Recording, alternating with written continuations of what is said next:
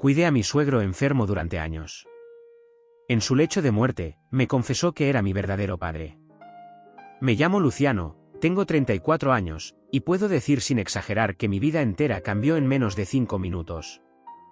No por un accidente, ni por una traición amorosa, ni siquiera por un secreto familiar al uso, sino por una confesión inesperada, en una habitación de hospital con olor a desinfectante y resignación, susurrada por un hombre al que cuidé durante años como a un segundo padre, sin saber que era el primero. Todo empezó muchos años atrás, cuando conocí a Paula, la que hoy sigue siendo mi esposa. Nos conocimos en la universidad, estudiando Derecho, aunque ella abandonó al tercer año para dedicarse a la docencia. Yo continué. Nos enamoramos rápido, de esa forma torpe y arrebatada que solo se permite cuando sos joven y sentís que todo lo que importa está justo enfrente. Cuando fui a conocer a su familia, me sorprendió la figura de su padre, Rodolfo. Un hombre mayor, elegante, aunque visiblemente golpeado por la vida. Su esposa había fallecido hacía poco tiempo, y él ya arrastraba los primeros síntomas del deterioro neurológico que más tarde lo dejaría prácticamente inválido. Aún así, tenía una presencia fuerte, una de esas voces que llenaban el espacio incluso cuando no decía mucho. Desde el primer día, sentí una conexión rara con él. No porque me tratara con especial cariño, sino por cómo me miraba. Con una intensidad que no era de desconfianza, pero tampoco de aprobación. Como si me estudiara con una mezcla de nostalgia y culpa. A veces, al quedarnos solos, me hacía preguntas extrañas, si me llevaba bien con mi mamá, si conocía a mi padre, si creía que la sangre importaba más que los gestos.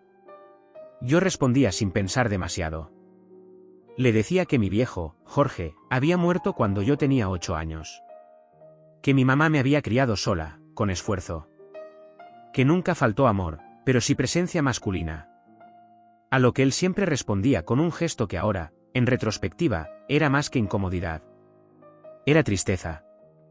Pasaron los años. Me casé con Paula. Rodolfo se volvió parte de nuestra rutina. Su salud se deterioró rápidamente.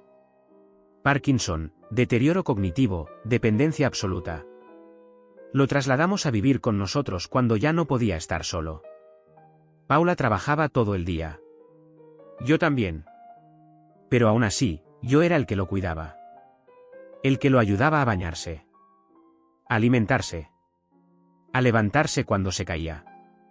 A volver a dormirse cuando gritaba de noche. La relación entre nosotros fue construyéndose desde el cansancio, pero también desde un cariño que no tenía explicación lógica. Cuando ya no podía hablar bien, se comunicaba conmigo con los ojos. Cuando lloraba, era a mí a quien buscaba. Y yo estaba ahí. Porque era su yerno. Su enfermero informal. Su sostén. Hasta que, un día, el cuerpo dijo basta. Lo internaron con pronóstico reservado. Sabíamos que eran sus últimos días. Y esa última noche, cuando Paula se quedó dormida en el sillón del hospital, y yo me quedé solo al lado de su cama, Rodolfo, con la voz quebrada, sus manos temblorosas y la mirada más lúcida que nunca, me agarró del brazo con fuerza. Como si de pronto todo en su cuerpo funcionara para decir eso. Luciano, susurró, mirándome a los ojos. Perdóname. Soy tu padre. Mi primer reacción fue quedarme completamente en silencio. No entendí lo que acababa de escuchar. O mejor dicho, no quise entenderlo. Pensé que era la medicación, el delirio propio de un hombre al borde de la muerte, de alguien que ya no distingue bien entre el pasado y el presente. Pero sus ojos no tenían nada de confundidos. Me apretaban. Me pedían que creyera. ¿Qué dijiste? Susurré, como si temiera que repetirlo fuera hacerlo real. Rodolfo tragó saliva. Le costaba hablar, pero cada palabra salía con la urgencia de alguien que había reprimido una verdad durante años, y que no quería morirse llevándosela a la tumba. Tu mamá, tosió. Beatriz. Cuando dijo su nombre, supe que no estaba delirando. Mi mamá se llamaba Beatriz.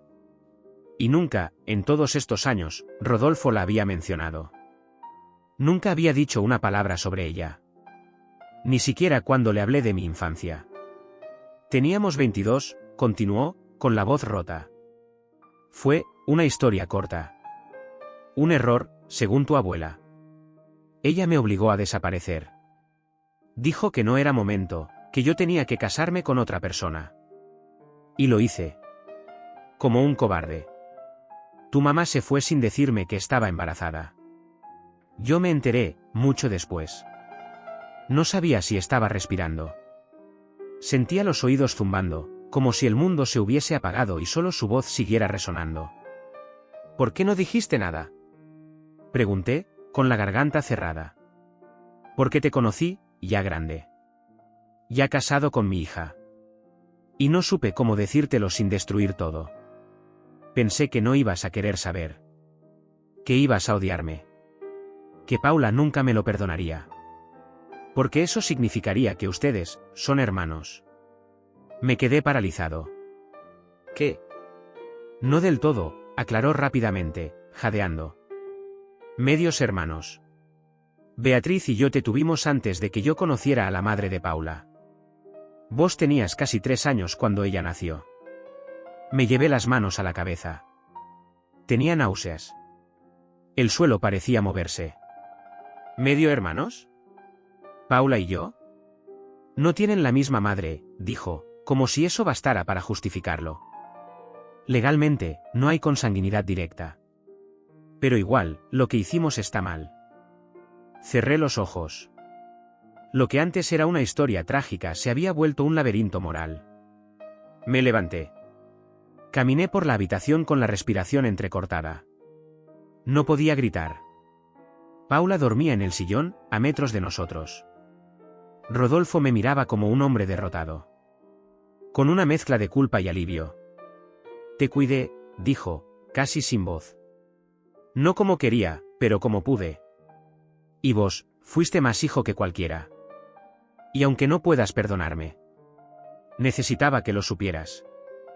No contesté. Me senté en una silla, en la oscuridad. Pasé el resto de la noche en silencio, mirando la máquina que marcaba su pulso. La aguja subía y bajaba, como si cada latido fuera también mío. Al amanecer, se apagó. En paz. Con la verdad dicha. Y mi vida completamente desarmada. Volví del hospital como un autómata. Caminé por las calles como si el mundo ya no estuviera hecho de cosas sólidas. Las palabras de Rodolfo, soy tu padre, todavía rebotaban en mi cabeza, repitiéndose como un eco deformado. No lloré. Ni siquiera cuando vi a Paula en la cocina, preparando café sin saber que en unas horas le iba a cambiar la vida. Porque si yo estaba destrozado, lo que venía era peor. Esperé 2 días. Me dije que era por respeto, por el duelo, por no mezclar la muerte con el escándalo. Pero la verdad era que no sabía cómo decirle a mi esposa que su padre también era el mío. Que éramos medio hermanos. Que el matrimonio que construimos, con tanto esfuerzo, estaba basado en una mentira tan brutal que rozaba lo grotesco. La noche que decidí contarlo, Paula me miró raro antes de que siquiera abriera la boca. Estábamos cenando, pero la comida quedó intacta en los platos. ¿Qué te pasa?, preguntó. Estás raro desde el hospital. Es por lo que me dijo tu papá, dije. Ella dejó los cubiertos. ¿Qué te dijo? Tomé aire. Lo solté. Me temblaban las manos. Me dijo que era mi padre. La expresión de Paula cambió tan rápido que me dieron ganas de desaparecer. Abrió la boca, pero no salió nada. Luego, con voz baja, apenas audible, preguntó. ¿Cómo? Le conté todo. Lo de mi mamá. Lo de la relación que él había tenido con ella. La carta que encontré después entre sus cosas del hospital, donde confirmaba todo. Firmada. Con fechas. Con detalles imposibles de inventar. Paula se tapó la cara. Se levantó. Caminó en círculos. Esto no puede ser verdad, decía, más para ella que para mí. Lo es, respondí. Y lo peor es que él lo supo desde el principio. Que te dejó casarte conmigo sabiendo que éramos. ¿Qué éramos, Luciano? Gritó, girando hacia mí. ¿Qué somos? No supe qué responder. Porque no tenía respuesta. No había una palabra limpia para lo que éramos. Ni esposos, ni hermanos. Éramos un error cuidadosamente silenciado. Un accidente premeditado. Las semanas siguientes fueron un infierno. Paula no quiso dormir en casa. Se fue al departamento de su hermana. Dejamos de hablarnos. Las preguntas llovían de su parte, pero las respuestas eran siempre las mismas, dolorosas, malditamente verdaderas. Me obsesioné. Pedí una prueba de ADN. No porque dudara, sino porque necesitaba ver la evidencia fría. Llegó 2 semanas después. El resultado, 99,98% de probabilidad de parentesco directo.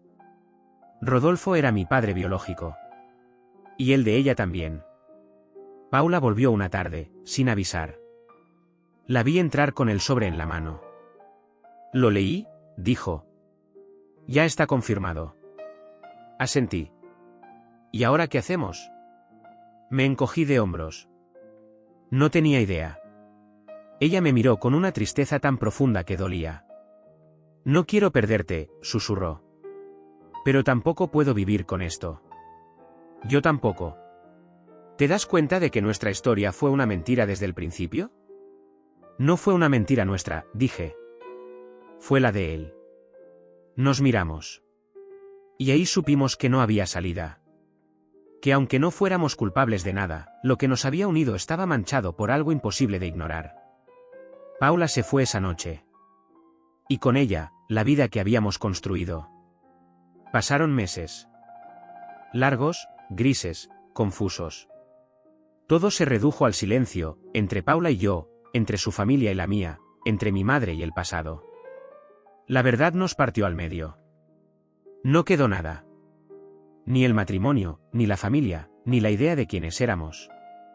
Solo pedazos. Y el eco de una confesión en una habitación de hospital que nadie pidió, pero todos necesitábamos. La anulación del matrimonio fue inevitable. No hubo drama legal, porque al no compartir madre, técnicamente no infringíamos la ley, pero emocionalmente, era insostenible. Nadie quiere seguir con alguien a quien el mundo, y la sangre, le recuerda cada día que es parte de una historia enferma. Paula y yo dejamos de hablarnos después de la última reunión con el abogado. Nos abrazamos. Lloramos. Y fue un adiós que dolió más que cualquier otro. Porque no hubo culpa, solo tragedia. Mi mamá, Beatriz, fue la última pieza en romperse. Cuando le conté todo, la confesión de Rodolfo, la carta, la prueba de ADN, lloró en silencio durante horas. No dijo que lo odiaba. No dijo que se arrepentía. Solo dijo: «Lo protegí toda mi vida. Y él nunca te protegió a vos». La bronca que sentí por Rodolfo no fue inmediata. Al principio lo lloré como el hombre que cuidé, que me enseñó cosas pequeñas, que me habló con los ojos cuando ya no podía con la voz. Pero con el tiempo, su imagen cambió. Porque ya no era solo el suegro moribundo al que le había limpiado la boca y cargado en brazos. Era el padre que me negó. Y el padre que me arruinó. A veces me pregunto si su confesión fue un acto de redención o de puro egoísmo. Si necesitaba paz, o simplemente no quería morir con el peso de su mentira. Lo que fuera, lo dejó en mí. Me dejó la carga. Un año después, volví a escribir. Fue lo único que me sostuvo. Un día, en una presentación de relatos breves en una librería, se me acercó una chica. Me dijo que mi texto le había hecho llorar. Que hablaba de pérdida, pero también de reconstrucción.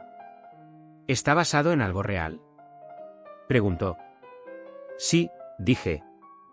Pero todavía no lo entiendo del todo. Ella sonrió. Me ofreció un café. Acepté. Fue la primera conversación honesta que tuve con alguien en mucho tiempo. Hoy, sigo caminando despacio. No hay finales felices en esta historia. Pero sí una verdad brutal. La sangre no elige. Pero el amor sí. Y yo, que amé sin saber lo que había detrás. Elijo quedarme con lo que sentí. No con lo que destruyó. Porque a veces, vivir con la herida es mejor que vivir en la mentira.